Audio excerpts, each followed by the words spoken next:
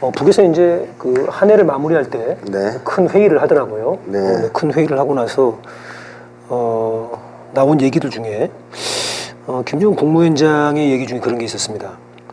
전쟁이라고 하는 말을 이 추상적인 개념이 아니라 현실적인 실체로 다가오고 있다 이렇게 얘기를 했습니다. 네, 네. 이제 그 전에 보면은 지금 진행되고 있는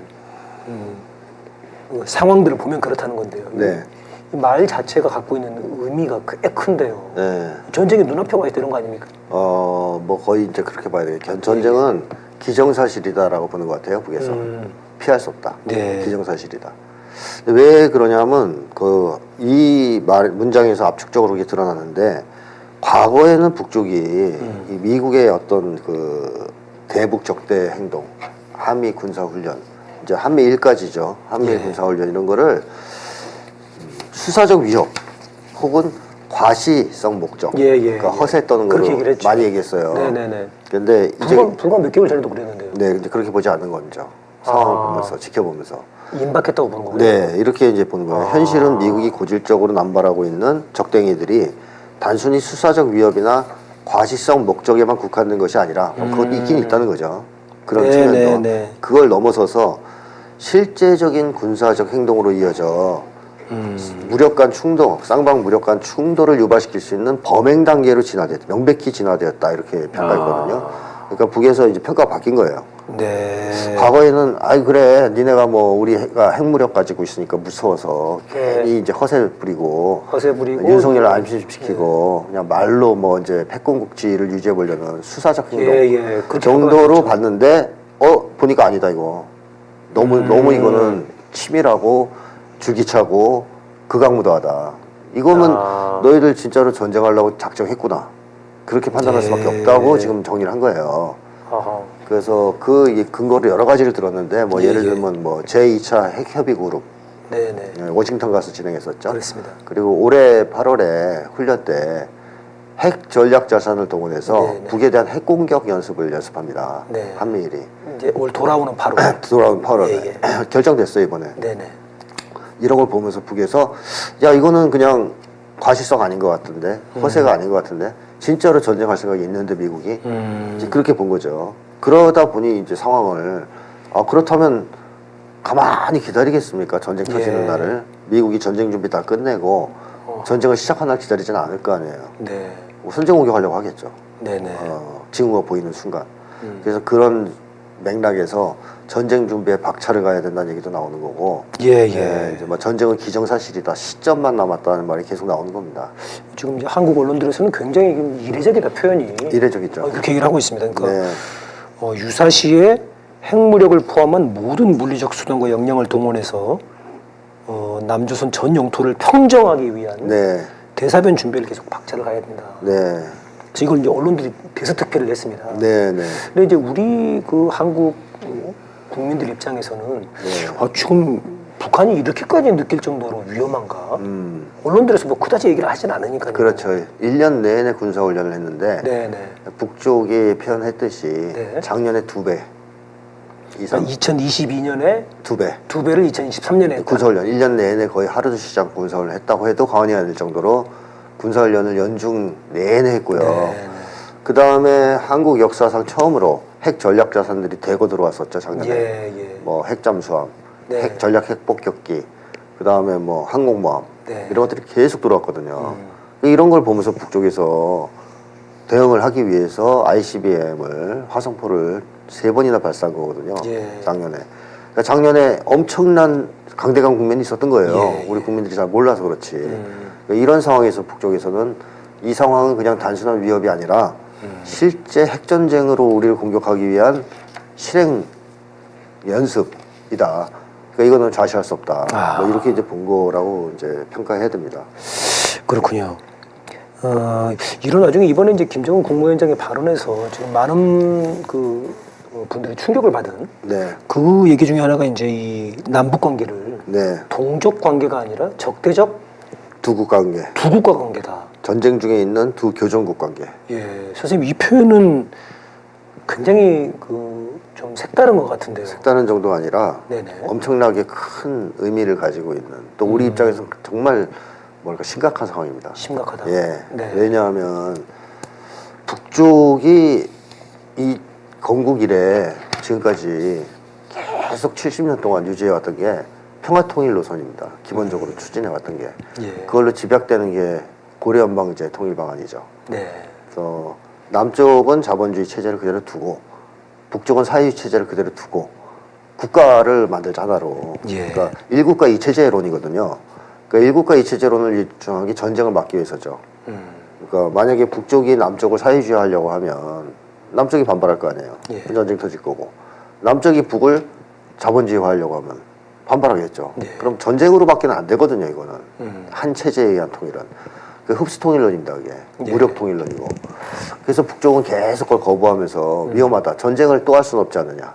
그래서 일국가 이체제론, 연방제로 가자. 예. 김대중 전 대통령도 거기에 상당 정도 합의를 한 거죠. 그게 6.15 공동선언에 담겨 들어가 있죠. 있는 거죠. 네. 그 입장을 가지고 있었어요. 예. 계속. 물론 이제 그 상황에서도 만약에 미국이나 한국이 무력으로 공격을 해온다, 전쟁을 도발하면 전면적으로 전쟁으로 통일하겠다는 입장을 가지고 있었죠. 그래서 즉 두 가지 통일 노선이 병존했는데 네네. 기본은 평화 통일 노선이었다. 우선시하는 거는. 예. 그래서 2016년에 당대회에서 김정은 부원장이 그 얘기를 하거든요.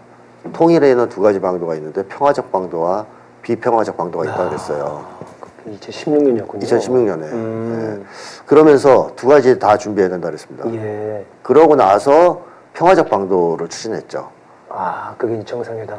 정상회담, 남북 정상회담, 2018년에 남북 정상회담, 미국과의 하노이 회담, 예. 싱가포르 회담, 네네. 이런 식으로 이제 평화적 방도를 추진한 거예요. 근데 이 평화적 방도가 더 이상 실현될 수 없는 상황이 왔다고 평가한 겁니다. 아. 70년 동안 해보니까 네네. 속마음이 변하지가 않더라, 얘네들이. 그러니까 미국이 북을 적대시하겠다는 입장이 바뀌지가 않는다. 예. 70년 내내 봤지만. 그리고 남쪽에도 그럼 기대를 걸어야 되는데 아하. 남쪽의 위정자들도 10번이나 정권 교체가 있었는데 연방제 통일을 하겠다는 의사가 없더라. 예. 김대중 전 대통령이 있었죠. 근데 김대중 전 대통령 빼고는 없었다는 이제 보는 거죠. 나머지는 없었다. 다 자유민주 체제에 체제의 의한 흡수 통일을 꿈꿨다. 속으로는. 그게 지금 이제 김여정 부부장이 네네. 그 이제 발표한 글에 이제 그게 맞습니다. 나왔더라고요. 그렇기 때문에 앞으로도 대화 협상에 의한 통일은 안 되겠구나라고 판단한 겁니다. 왜냐? 미국의 손아귀에서 벗어나지 못하니까. 예. 한국, 그래서 대한민국 것들 뭐 이런 식으로 표현하거든요. 예. 대한민국이라고. 그 작년부터 계속 그랬죠. 네네네. 2023년부터 갑자기 뭐 그 표현을 미합중국, 대한민국. 대한민국 적대국가라는 거죠. 그렇게 이제 이름을 딱 거론하더라고요. 네, 인식을 하기 시작한 거고 이번 당대회에서 그걸 명확하게 한 겁니다. 명확하게 네. 이제 적대국이다. 이렇게 이제 보면서 평화통일 노선이 사라진 거예요.